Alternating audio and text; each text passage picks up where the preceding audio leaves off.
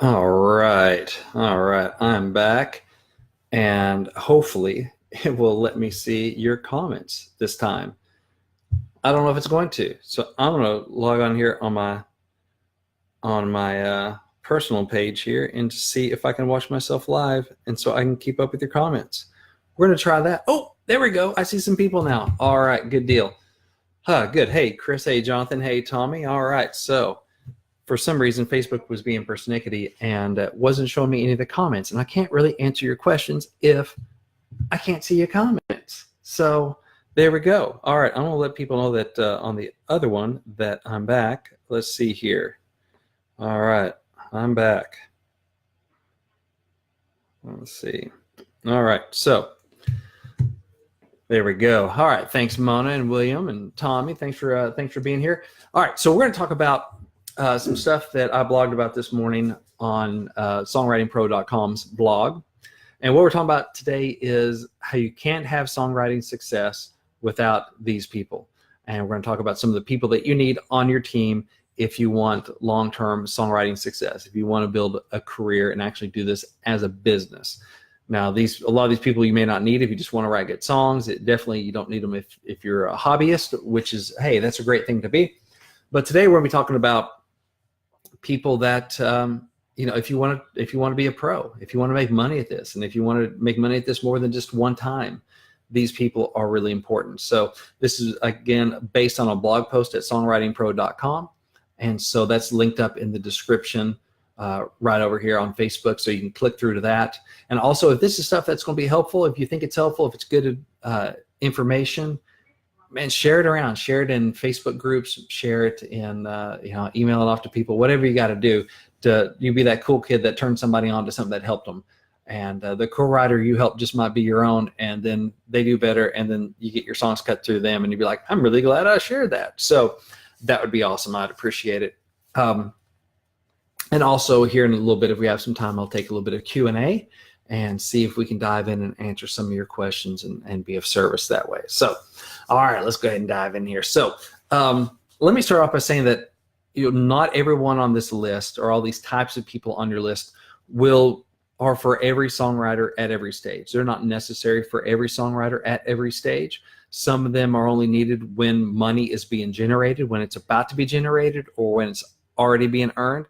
And some are helpful all the way through, right? So you just have to kind of see, okay, where am I in my career? What are my goals? And then do I need this type of person or do I not?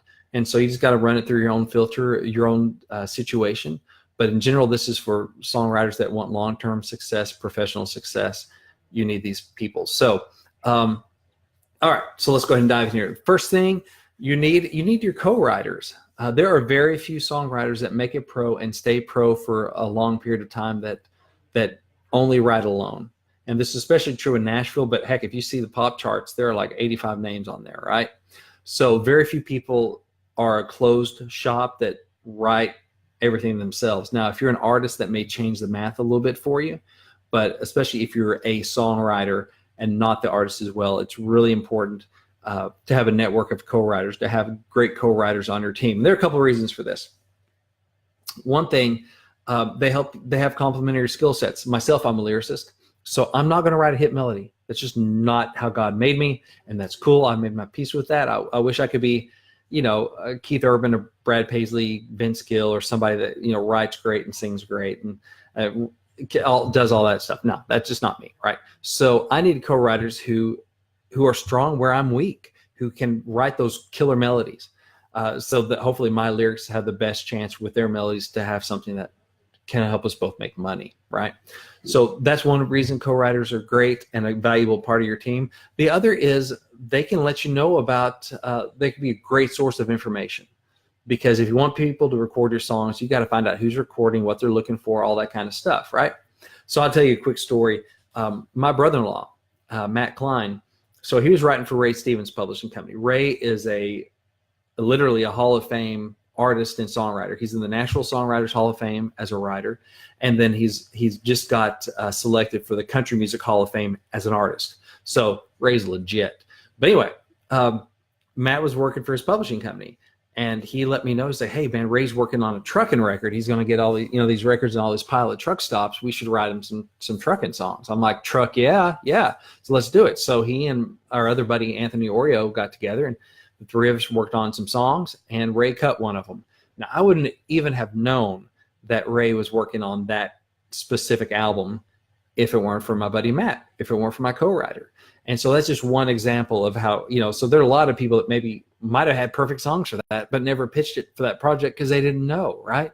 So having that sort of information can be really valuable. And so that was one case where a co-writer was essential to getting that song cut.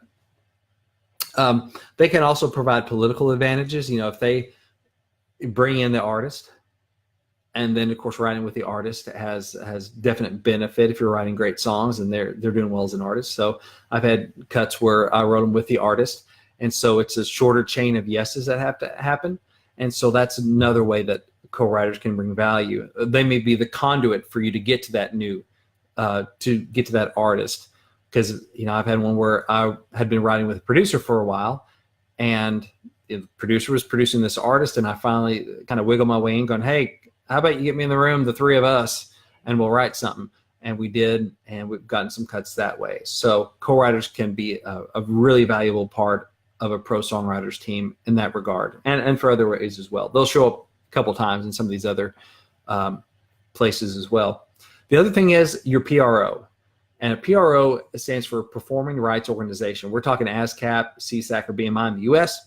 Outside the U.S., they have different ones. They have the SOCAN in Canada. They have APRA, I think, in Australia, PRS and CMRA in the U.K. So they have different ones around the world.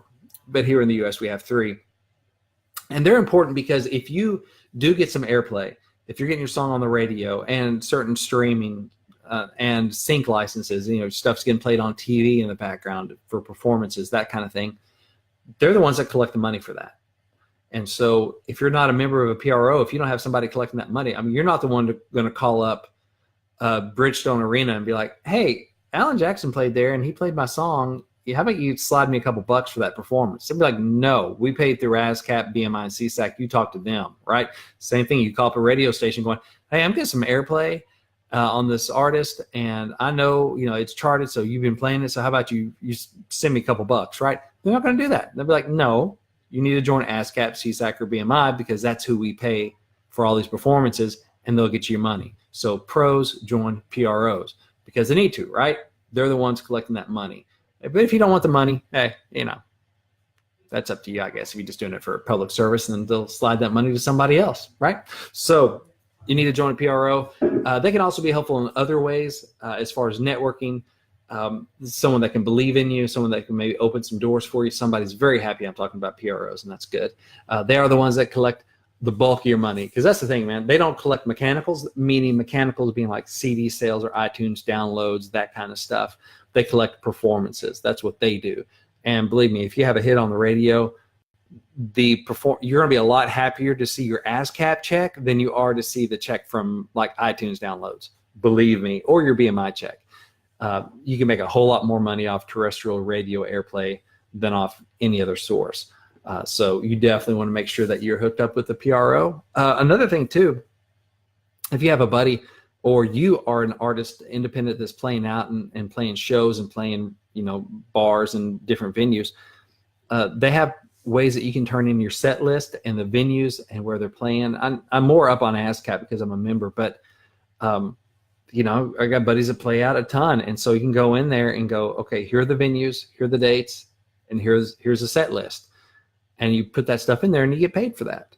And so you may not be getting radio airplay on some of these independent songs that your buddies are playing out, but every quarter I have some money that shows up because I know that it's not on the radio, but my co-writers are playing it out at places like the Bluebird or different places, and they actually put their set list in and we get a couple bucks. So it's nice. All right, so co-writers and your PRO. All right, who else is on this team? The recorders. All the co-writers in the world aren't going to do you much good if all your demos or recordings sound terrible, right? There's just too much competition and too many quality recordings out there for an A&R person to do the work, to hear through your bad recording, to hear what might be, gold under all that, gravel. So somebody has to record your song in a way that gives it a chance to be competitive.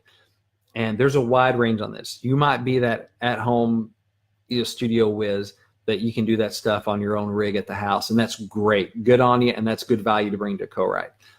But you have to be honest with yourself, and you have to find people that will be honest with you on if your stuff sounds dated or just sounds bad or whatever.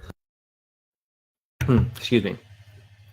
So, or maybe if you have a publisher, they hire it out to, a demo house, basically, bring in a band leader, get the band together and go in the studio and knock one out to make a good demo. Or you as a writer can do that yourself. You can pay to have that done.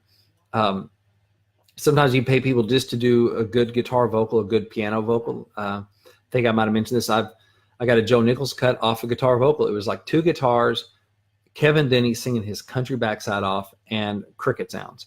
And we got a Joe Nichols cut off that. So it wasn't a full demo, but we got a cut anyway. So, but it depends on the song. The thing is you want to have a good recording that fits what you're aiming at for that song. So you got to have the recorders. Maybe that's something you can do in-house, but you got to get some honest feedback to know if you're spending your time well. Just because you can do it and you can save a couple bucks doing it yourself, it's not about the money you save. It's about the money you earn if you're a pro. And saving, hey, I saved a couple $100 because I did it myself. The song's never going to get a cut because it sounds like crap. Is that a good use of your time? Right? You're missing out. So you've got to find some people that will be honest with you and people that will tell you the truth, which brings us to our next one, the sharpeners. Now, so these are the folks that help you sharpen your skills both on the artistic and the business side of songwriting. So it could be co-writers who inspire you to do your best work, who don't let you off easy with that, that lazy line. You don't want that. It could be people at, songwriters and coaches and stuff at NSAI, at Global Songwriters Connection, at Songwriting Pro, or at Freddie. You can have those people as well. I do a good amount of songwriter coaching and listen to songs and try to find areas of opportunity where your song can be better, to kick people in the butt about, what they're doing or not doing in the business, and just to help sharpen people so they can be more educated on what needs to happen and more motivated, and sometimes you don't know what you don't know. And to have those people around you who can tell you what you don't know, or what you do know, but you've been kind of scared to say it, like you just didn't want to admit it to yourself. You thought it was good enough. Well, good enough ain't good enough. Not in the waters we swim in. And so it's really important to have those people. It may be your song plugger, it may be your publisher, it may be someone at a PRO who will take the time to meet with you and tell you the truth about what they think, right? So those people are really important. Those people that will give you honest feedback and kick you in the britches when you need it. Because that's so important. It's such an ethereal kind of thing. Like, are my songs good enough? How does this really compare to what's on the radio or what's on records I want to be on? And how am I really doing the business the right way? That kind of thing. To have people that kind of know what's up and will tell you the truth. So valuable. So valuable. All right, I'm gonna take a sip of coffee here and I'm gonna move on to the next point. There we go. Coffee, nectar of the gods. All right. So again, if you have some questions, hit me up in the comments and we'll see what we can get to here. So, all right. So we have co-writers are on a very important part of a pro songwriters team. You have PRO, they collect your money. So yes, important part of a pro songwriters team. You have the recorders, the people that are going to make your work tape sound like they can make some money for some people. You have the sharpeners, coaches, other publishers, people that are going to help you get better and educate you and help you hit that next level as a creative and as a business person. Next up, we have the administrators. So again, this is on the dry side. This is the part why most of us did not get into the business. We don't want to deal with spreadsheets. We don't want to deal with paperwork, right? Yeah, I'm not big on that stuff either.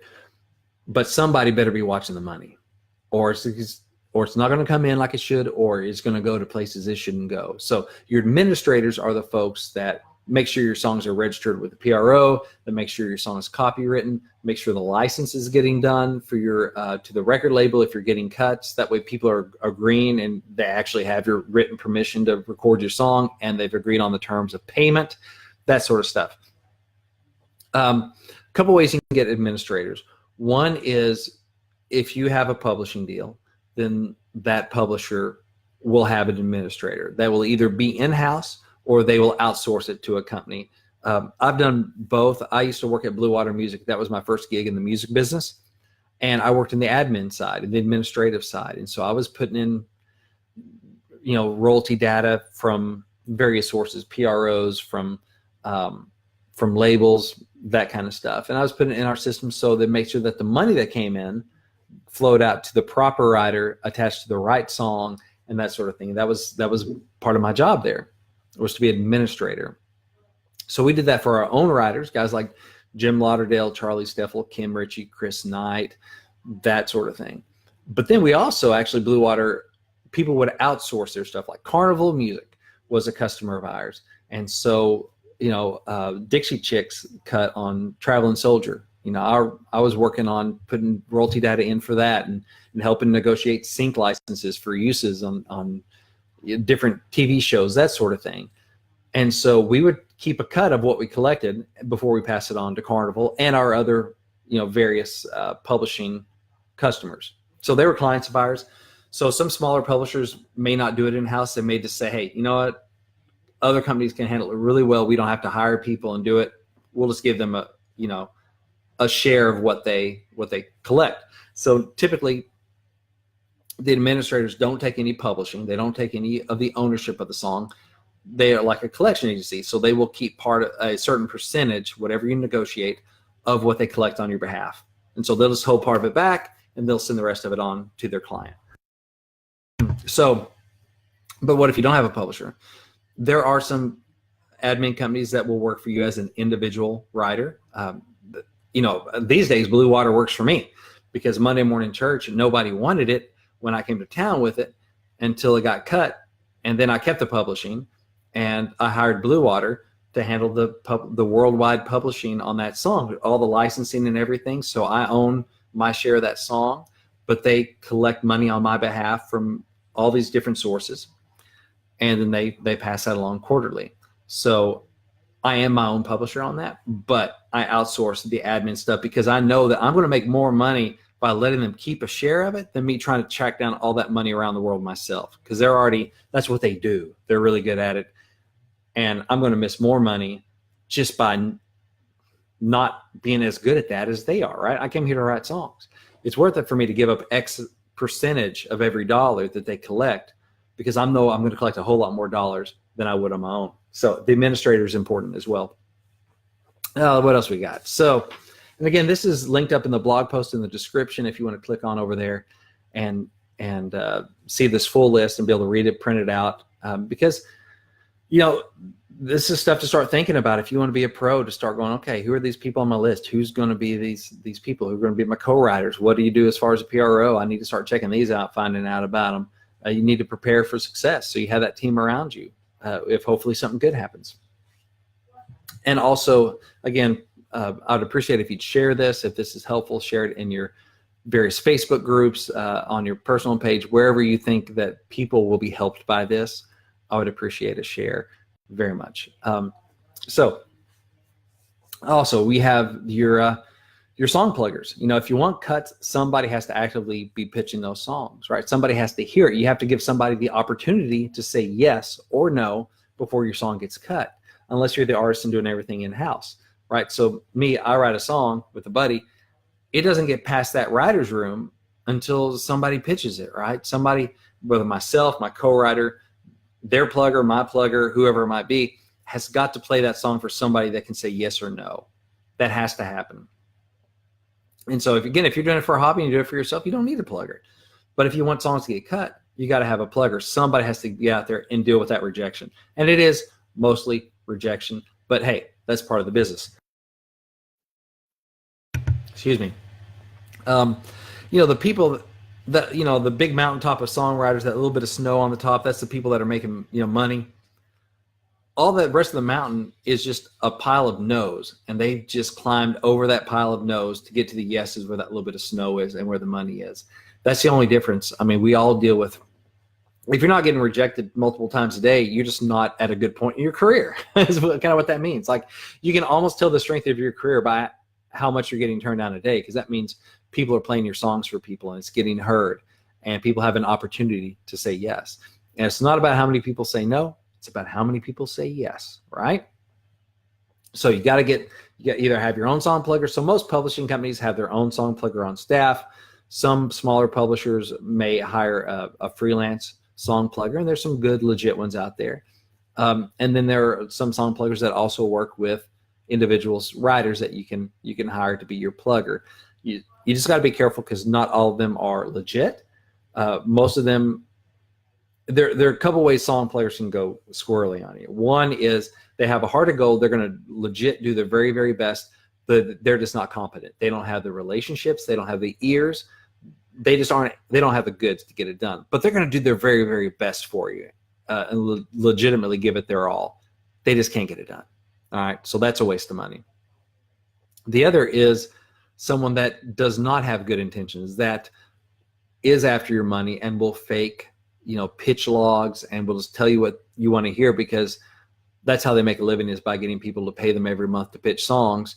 And they're just going to cycle through people that don't know any better. And that is definitely a waste of money, because they aren't even really trying that hard, or they know they can't get cuts, but they're going to take your money because they got to pay the mortgage. So, but then there are some legit ones who can get your songs in front of people that can say yes or no, and they have good ears and good relationships. And you just gotta weed through them and see if it's worth it. And the most legit ones are going to be the ones that are hardest to get to, right? And the ones that are going to be hardest to get to agree to let you hire them, because they don't work with just everybody, because they know if your stuff's not up to snuff, they're not going to be pitching it. They don't want to take your money. And they know that they aren't going to take pitches away from some of their other clients who are legit, are really good, because their long-term success comes by getting cuts. So, and then last, but certainly not least, is the believers. We talked about that mountain of rejection, the mountain of no's that you got to climb to get up to the little snow cap where the money is. Some days you're just going to want to slide back down or hang glide off the edge, or just jump off the cliff, right? And just say, forget this, I'm going back home to eat mama's cooking. And a lot of people do that. But the believers are an important part of your team. They're the ones that are going to, pick you back up when you fall. They're going to remind you what you love about this. And we'll tell you, no, when no one else is telling you you're good, or you're hearing a bunch of no's, no, look how far you've come. I love this song, I love that song. They're going to be people that build you up when you need it, and help pick you back up when you need it. And, they may not even be in the business. It may be your spouse. It may be your mom, your dad, your cousin, your best friend, or maybe people in the business like your songwriter, like your co-writers. It could be your publisher. It could be your plugger. And so whoever that person is, it may be someone at a PRO. It's important to find those people and to not just be an island, because then you need kind of that safety net of people that will encourage you and tell you the truth, but also encourage you. That's really important. So we have co-writers, we got your PRO, your recorders, your administrator, your sharpeners, your song pluggers, and your believers. And these are the people I think are just imperative to have on your songwriting team if you want to go pro. If you just want to do it as a hobby, that's cool. That's cool. But if you want to do it as a pro, it's really important that you have these people on there at some point. You'll be ready for all of them, and you need them. So, hey, and also you can talk about sharpeners. I'll let you know, and this is hooked up in the description of the bio as well. At Songwriting Pro, we have a couple coaches. I'm one of them. Jen Schott is another one as well. Jen's a great writer, great melody writer, great singer, great lyricist. She's had cuts by, Tim McGraw. She's had a couple Tim McGraw cuts. I think Rascal Flatts has got some of her stuff. Eli Young Band, Lone Star, Billy Ray Cyrus, Francesca Battistelli. Who else am I thinking? But a bunch of cuts, right? So she's come on board to be a coach, and she's just a sweetheart as well. You can book time with her. You can book time with me. I've had cuts by Alan Jackson, Randy Travis, Lady Antebellum. I would have talked about Ray Stevens. Gord Bamford, we had a single of the year up in Canada with him. And so I'm willing to and happy to meet with writers and Jen and I both can kind of help prepare your song or help repair your song, answer questions about the business, dive much more into any of these topics. If you have questions about it, we're happy to do that. You can get the details, you can see our calendars, and you can book a session with either one of us at songwritingpro.com/coaching. That is songwritingpro.com/coaching. That's also linked up in the description. I got a couple of minutes, so let's look at some questions here. Hank Williams and Merle Haggard did pretty well without a team, young man. What label were they on? Next. Yeah, Lance. Hank and Merle had teams. And so did Tom Phillips, Susan, and Stephen Foster. Yeah. So Williams asking, did Ray need upbeat, funny, or ballad types, and why? If you're talking about the Ray Stevens thing, I mean, ours was a tempo. He was just looking for funny trucking songs, and so funny's usually got some tempo to it. So we just wrote what we felt sounded like a Ray Stevens thing, which was like a mid up tempo thing. And we wrote a couple of them. One of them got cut, the other two didn't. But again, it's not how many don't get cut, it's about how many do. We wrote a song called The Right Reverend Roadhog McGraw, and it's about a trucking preacher. You know, he gets on the CB and he's preaching to people, and they'll call him up on the CB and he'll have conversations with people, and it's just like an over-the-top, charismatic, well, you got to turn your life around, that kind of guy. And so we just felt like that was a character that we didn't know Ray had done. If he'd done that character before, we didn't think he had. And we thought, well, that makes sense. You got these trucking, you know, he's a diesel deacon, you know, trucker preaching, the kind of thing. And so we just made up this character, the Right Reverend Roadhog, and just built this thing around him. And so, yeah, he was looking for funny stuff because that's his bread and butter. So let's see here. Got any comments? Well, thank you, Tom. I'm glad it's cool info. And yeah, if you have any questions, hit me up in the comments. I'm just kind of rolling down here while I got a few minutes. Let's see. Mark Anthony. Let's see. PRO ASCAP contact mentor. I leave periodic messages asking for a mentor. It's been a long time with no response. Assuming this is common. Yeah, it's common. Any tips on how to get a response there? I think part of it is keep doing what you're doing. I don't know if ASCAP has some of those meetings where you can just kind of show up and get your questions answered. That might be a way to get some FaceTime with somebody. I think they used to do that, at least. I'm not sure if they still do, but kind of they have we open hours and we'll have somebody like a Michael Martin or somebody come down, answer questions from people. If they have any of that going on, call up, see if they do. That might be a chance to go shake a hand. That might bump you up a little bit in the batting order. The other thing is, you know, are your co-writers playing songs for them? Do you have any sort of the elevator pitch? You know, it might be, hey, there's a Mark Anthony and I write with so-and-so that I know you meet with, and you know, just wanted to know if I could have a meeting too. That may ring a bell and may just kind of bump you up, or maybe have gotten these independent cuts, whatever your kind of thing can be. But you just got to be persistent. And yeah, there's no magic bullet on that, but if there's a way that you can meet them in person, that can't hurt unless you smell bad. So, all right, Lynn, let's see. Lynn says, I got paid for playing my songs out at concerts too. I guess you said MBI, but I guess you meant BMI Live, and it's great for extra money. Yeah, you keep your set list, you start putting in the venues, and so then they kind of pay based on like how many songs, of course, you're playing, the size of the venue, the capacity, that kind of stuff. And yeah, I get ASCAP money for the same kind of thing. So I'm glad my co-writers are putting that in there. And sometimes I put, you know, Anthony Oreo plays a bunch of dates every year, and I've done that thing where I've gone through and put a bunch of his dates in there, and so it can show up on my statement. Let's see. William asks, can a songwriter pay an artist to cut a song? Not a big artist, not a legit one. You know, if it's an independent artist, but kind of what's the point of that? You might as well just hire a demo singer if you want a good version of it. So no, we can't just go out and you know, pay an artist to cut a song. It's not in their long-term interest. You know, there are things that leverage can help with. People owe people favors or personal relationships, that kind of stuff. But just no, we can't come in off the street and go, I got $1 million. I want a Tim McGraw cut. Tim don't need your money, you know. So no, not in my experience. So I don't know of any kind of pay for play that way. Ricky asked, was there a formula for Monday morning church?